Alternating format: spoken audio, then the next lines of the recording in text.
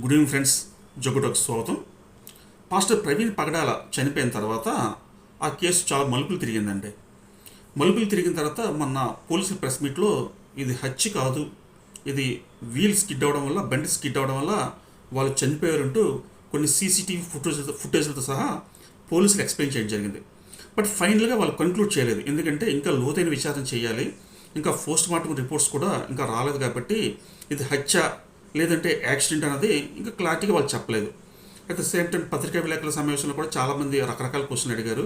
అప్పుడు ఆ మీటింగ్లో పాల్గొన్న ఐజీ గారు ఏం చెప్పారంటే, ఇవన్నీ కూడా మేము కన్సిడర్ చేస్తాం, ఇవన్నీ కూడా మీకు క్రాస్ చెక్ చేస్తాం, మీకు ఏ డౌట్ ఉన్నా చెప్పండి అని చెప్పి చాలా ఓపెన్ హార్ట్గా ఆయన మాట్లాడడం జరిగింది. అయితే ఇక్కడ ఈరోజు లేటెస్ట్గా వచ్చిన విజువల్స్ చూసినట్లయితే ఫస్ట్ ప్రవీణ్ పగడాల్ గారు ఆల్రెడీ ఒక వైన్ షాప్లో మందు బాటిల్ కొంటూ ఆ సీసీ ఫుటేజ్లో బయటకు వచ్చాయండి. ఇవి చాలా సంచలనంగా మారాయి.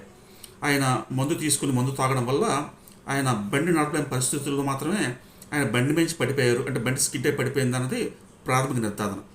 ఇంకా కొంచెం లోతులోకి వెళ్తే ఆయన హైదరాబాద్ నుంచి బండి మీద రావడం అన్నది ఒక తప్పు. టూ వీలర్ మీద అంత దూరం నుంచి ప్రయాణం చేయకూడదు. ప్లస్ మోర్ ఓవర్ ఆయన ప్రయాణం చేశారు.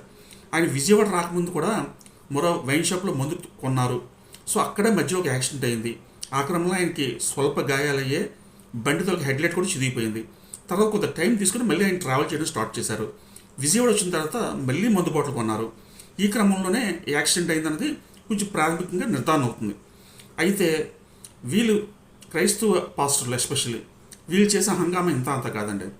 ఎప్పుడు కూడా మనకి ఇష్టం ఉన్న వ్యక్తి కానీ ఎవరైనా చనిపోయినప్పుడు కొంత మనం బాధపడడం సహజం. ప్లస్ దాని మీద న్యాయ విచారణ కానీ ఇన్వెస్టిగేషన్ కానీ సిన్సియర్గా అవ్వాలని కోరుకోవడం తప్పలేదండి. కానీ దానికి ఒక పొలిటికల్ ఎజెండాగా తీసుకుని ఇష్టం వచ్చినట్టు మాట్లాడి దానికి కొన్ని యూట్యూబ్ ఛానల్స్ విపరీతమైన కవరేజ్ ఇచ్చి వ్యూస్ కోసం శాంతి భద్రత సమస్యను క్రియేట్ చేసే పరిస్థితి తీసుకొచ్చారండి. ఇది వీళ్ళు ఏమంటారంటే, మీరు ఎన్ని చెప్పినా మేము వినం, ఇది హత్య అంటారు. ఇప్పుడు మన ఇమేజినేషన్కి ఎప్పుడు కూడా ఎండింగ్ ఉండదండి. మనం ఎలాగైనా ఇమేజినేషన్ చేసుకోవచ్చు. కానీ పోలీసుల ఎంక్వైరీ ఎప్పుడు కూడా సైంటిఫిక్ మెథడ్లో మాత్రం ఉంటుంది. సో సైంటిఫిక్ మెథడ్ వాళ్ళు క్లియర్గా చెప్తున్నారు, ఇలా జరిగింది ఇలా జరిగింది.